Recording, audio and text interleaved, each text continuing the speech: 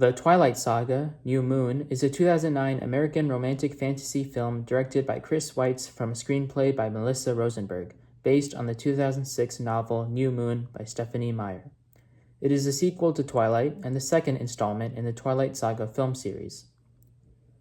Bella Swan is about to turn 18 and is completely content with her immortal boyfriend Edward Cullen. But during a birthday celebration with Edward's vampire family, a terrifying mishap leads Edward to believe he poses too great a risk to Bella. Determined to protect her, he makes the painful decision to leave the town of Forks, abandoning Bella and leaving her heartbroken and despondent, and eventually finding companionship with Jacob Black. Alright, so I watched Twilight, New Moon, the sequel to Twilight. I think I've pretty much committed to watching this entire saga series. I believe it leaves June 30th on Netflix, so I gotta finish this series soon. But yeah, back with another Twilight film. And I mean, this movie is just similar to the previous one, breaking records. I mean, back then, of course, in 2009 when it came out, it was consistently breaking records.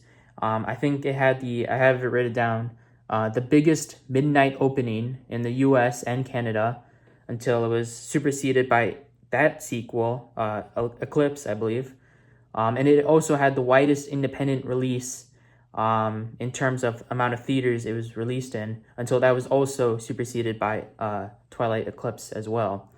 So, I mean, yeah, it just looks like every movie that comes out in the Twilight series, it just effectively beat the last one in terms of profitability, and just, breaking records wise. So, you can definitely say, yeah, this movie was not that good, or it had a negative reception. But despite the reviews, I mean, this movie just said, F it, let's just break some records and, make this one of the highest grossing blockbusters of 2009, which is crazy. But yeah, movie itself, I'll just say overall, I think it was, to be honest, kind of as good as the first one.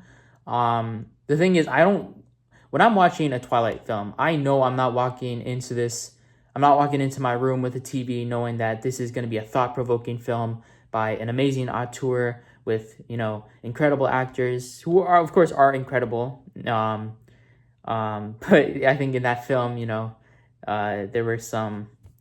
they're probably not as good as they are today. But, I don't walk into I don't walk into my room watching Twilight knowing that this is going to be, groundbreaking, revolutionary. And so I sort of dumb myself down when I watched this movie. But to be honest, I still thought it was as good as the first one. It had a very strong opening, or so I thought. It starts with a hallucination, sort of. Big cliche, but, it was, of course, adapted from the novel. And it also, okay, so I'm watching this, of course, in the present day, where Robert Pattinson is now releasing a new film called Die My Love. And I think a couple of weeks ago, they actually released a clip, sort of like an exclusive clip from that movie. And you go straight into the comments, and everybody is comparing it to, oh my God, is this from Twilight? It's literally the opening of Twilight New Moon. It looks like it's set in the same place as that exclusive clip from Die My Love. So it was really cool to see that clip first and then watch New Moon and sort of see the correspondence between them, because it does look like it was set in the same field. So it is kind of funny. I guess Rob Patz is sort of going back into his Twilight roots. But yeah, I mean, strong opening. There's a scene where there's a lot of I feel like some unnecessary stuff that happens in this film. The most unnecessary thing that I think happens is during the more conflict part of the film, the one that this is the scene that ignites the rest of the events that occur throughout the film.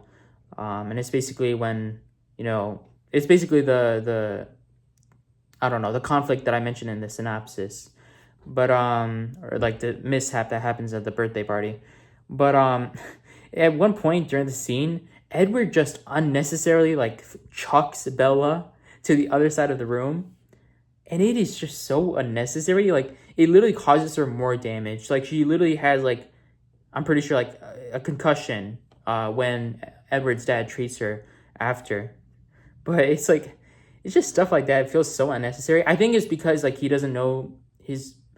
I want to say it's because he doesn't know, like, the true strength of his powers, but it's like he's been a vampire for like 100 years, and he just chucks her just like that.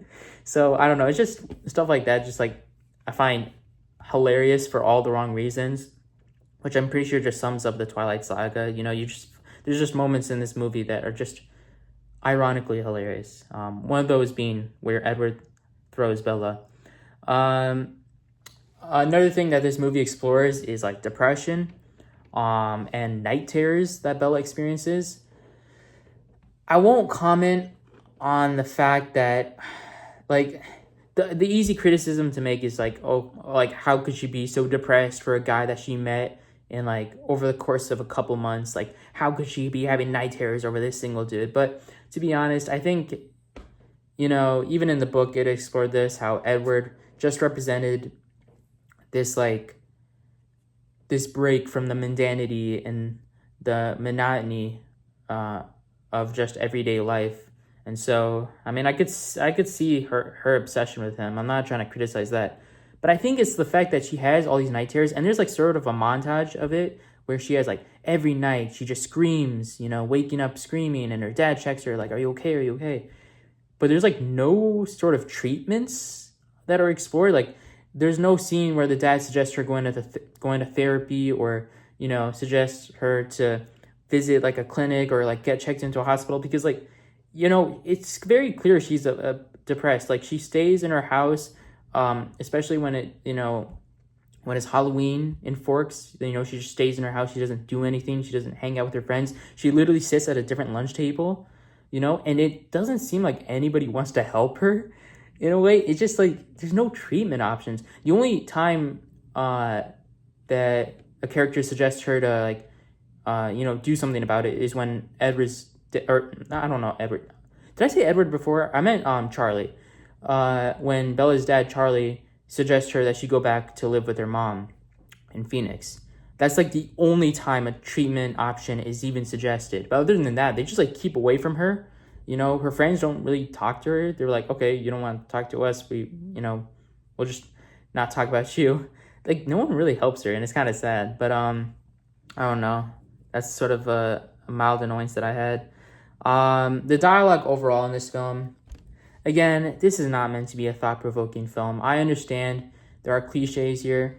The biggest aspect of this film, and, you know, this is a spoiler, but again, you know, it's Twilight, New Moon. Everybody knows it by now. But of course, Jacob is a werewolf, and being the whole werewolf thing is a huge aspect of this film. Twilight was, of course, about vampires, and New Moon we're sort of shifting into like werewolf territory. No pun intended. But it's just that the dialogue can be so punny and so cliche. They'll say stuff like, I think a couple lines were like, I guess the wolf's out of the bag, or, oh, don't worry, I don't bite. It's just stuff like that, you know, you roll your eyes, and yes, you sort of cringe. But at the end of the day, it is a Twilight movie, and they're obviously going for the easy route for puns to make, you know. But it's just not clever, you know. I have to say that, at least. It's just not clever, you know. I wish they sort of stayed away from that. But again, it was the easy route to make. It was the easy choice to make. You can make all these puns about wolves. So at the end of the day, I guess I can only be glad that they took it, you know. Also, you know, I found myself, and it's kind of crazy, more than really any movie. I mean, I did watch Donnie Darko the other day, and I did read a couple essays on other people's thoughts on that movie, which I'll upload a review for Donnie Darko soon. But I feel like for this saga especially, I've been looking on the internet and like on Reddit for like, I feel like more than any other film, to be honest. Just to like, because I haven't read the book, and this entire series is based on novels, and so I'm just trying to like understand the lore, you know. And to be honest, the more I do research and the more I look at like Reddit stuff, I kind of like F with the lore, you know. I kind of understand it, and I think it's kind of cool, to be honest. It's a very like well-made universe by Stephanie Meyer, you know. Like the whole wolf transformations and how that sort of like makes you look older. You know, how the hairstyles, like cutting your hair, represents how shaggy your wolf is when you transform into it, I believe. Of course, you know, the Cullens leaving Forks because of the rumors about Carlisle, I believe is the name, you know, like not aging as he's supposed to. And the whole, like at the very end, the Volturi, you know, the vampire clan. I thought all of this is just like really, really cool lore. And I kind of enjoy reading more about it on the internet. Because again, I didn't read the novels. But I think it's pretty cool. And especially about the Volturi, what I also found very, very fascinating, they're based in a city in Italy, which is known to having, like, I believe, banished vampires. It's like it's known for being a very vampire-free city. So I do find it very ironic and clever that the Volturi clan is located literally underground in that city. And you know how they enforce very strict laws. I think it's just very cool, to be honest, and I really enjoyed learning it more about it, to be honest, because I think it's very highly original and unique, you know. Oh yeah, and then another thing I mentioned before, like how the wolf transformations, as soon as you transform to a wolf for the very first time, you're meant to look older. Apparently Taylor Lautner was meant to be recasted. He of course played the 16-year-old version of Jacob in Twilight, but I believe the directors, you know, they wanted, like the director, the crew, the producers, they were meant to recast him with another 25-year-old actor. But I think it's really cool that he actually got to reprise the role, because eventually, what I saw, essentially, and I saw this in a podcast clip, he was talking about how he sort of got ahead of the curve and just like gained so much muscle mass. I believe it was like 25 pounds. And eventually the studio was like, all right, you know what, we'll keep you in, you know, you do look old enough. So I think it's kind of cool how he fought for that role, you know, because he really, really liked it. And to be honest, I don't think I could see anybody playing Jacob other than Taylor Lautner. You know, I feel like, to be honest, the more I think about it, the acting is sometimes a bit atrocious and a bit mediocre. But at the end of the day, you can't really imagine any other actor playing those characters like they did. It just would not hit the same. And I'm only on the second film, by the way. Like, I haven't even seen the entire series. But already I'm thinking, like, no other actors could play these roles like these actors are. And I kind of respect it. So I really, really like that Taylor got to reprise the role. Another thing that I learned about, I guess, was that the Native American tribe that, you know, Jacob hangs out with, the other werewolves, the actors themselves are actually also Native American. So I find that very, very cool.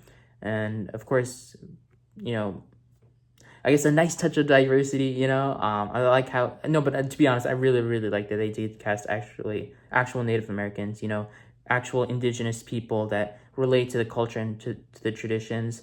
I think that is very, very cool. Another thing, this is something that really made no sense to me when I first saw it, is the character of Laurent.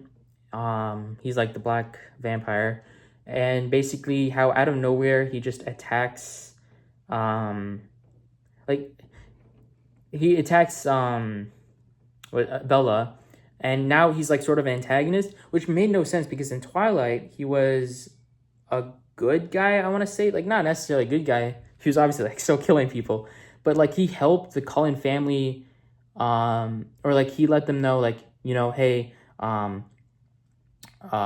forgot the other vampire's name, the one that was killed in Twilight, but like, hey, this, I just want to let you know, this person is searching for you. Be careful, you know, be cautious. Like, he was helping the Cullen family in the first movie, but now all of a sudden he's a baddie, and like he just baddie in the sense like he's a bad guy, but now he's just like sort of an antagonist. It's just like he goes from good to bad, does a complete 180. And I tried searching that up, but it seems like other people are also confused, especially because he also hated the guy that got killed in Twilight, so it wouldn't make sense for him to like avenge him, you know. It doesn't seem like he's on an avenging path. So yeah, I think his motives were just super unclear in this film. I think the only sort of plausible explanation is that Bella's blood is just that, you know, just that alluring, I guess, so that every vampire just sort of wants to thirst on her. But I mean, I don't know. Another thing, yeah, this is definitely of the vampire version of Romeo and Juliet. I don't think there could be any better allegory for how this film takes place and the plot itself. I mean, it's literally about, okay, yeah, I mean, literally at the end, Edward is about to, off himself, because he thinks that Bella offed herself. And sort of that miscommunication and deaths is literally what the climax of Romeo and Juliet is about. So I could definitely see how, not even this movie, but I think before Twilight even got made, the basis of the pitch to the studio was probably, we're trying to make like a vampire version of Romeo and Juliet. Think Romeo and Juliet, but with vampires. I could definitely see that as like a sort of a pitch that the producers made, or the writer and director made. Yeah, and another thing, by far, I think still my favorite character. To be honest, Jacob, I kind of like Jacob. He's not too bad. He might be up there with one of my favorite characters. But right now, it's definitely got to be Charlie Swan. That man should win, Dad of the Year. He is so, like, caring, which I think all dads should be. But he's also, like, very forgiving sometimes. He does eventually ground Bella towards the end. But, I mean, the fact that he still allows her to see Edward. And, he's very protective, like every father should be, he's the only one that gave her any like treatment option of like suggesting her to go back to live with her mother when she was having those night terrors. But yeah, honestly, I think the things he does, he is much more patient than he has to be, in my opinion.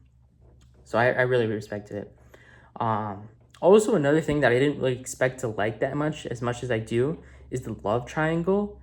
I kind of F with it, it kind of goes hard, the love triangle towards the end, where, there's a bit of a standoff between Jacob and Edward. I could definitely understand the hype back in the late 2000s with Team Jacob and Team Edward. It's obviously not as big as Team Iron Man or Team Captain America, which is, sort of like the generation that I grew up with. But like for those who were, grew up with Team Jacob and Team Edward, I understand that hype. I understand it. It's like, on one person, you have like a childhood friend who very much loves you and, can sometimes be a bit overbearing and a bit overprotective, but ultimately wants what's best for you. And then on the other end, you have like this rich, immortal vampire, hella rich, good looking as well. Both of them are pretty good looking, but also like saying, hey, be with me. You could also, actually, well, this is what kind of surprises me, because Edward wants Bella to be with him, but is also not willing for her to become a vampire. That's another thing that sort of confuses me. Like, you want her to be with you, but you don't want her to live with you, That sort of confuses me. But yeah, you can definitely see how, like, two ends of the spectrum, very hard to choose. So, pretty cool love triangle. What else? Oh yeah, I guess other notes that I made. The character of Mike Newton.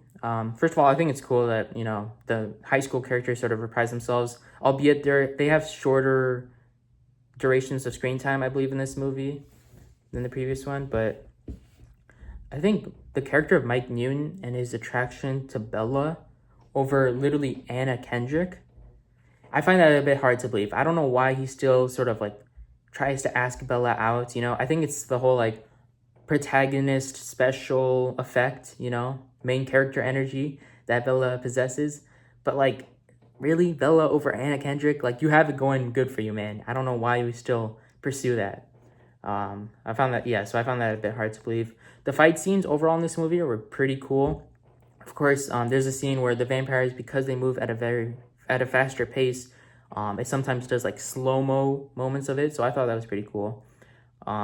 Great special effects and editing. Okay, but by far the coolest and best scene for me was the CGI effect when Jacob turns into the werewolf. That was so hard. I'm sorry, that was tough. That was so tough.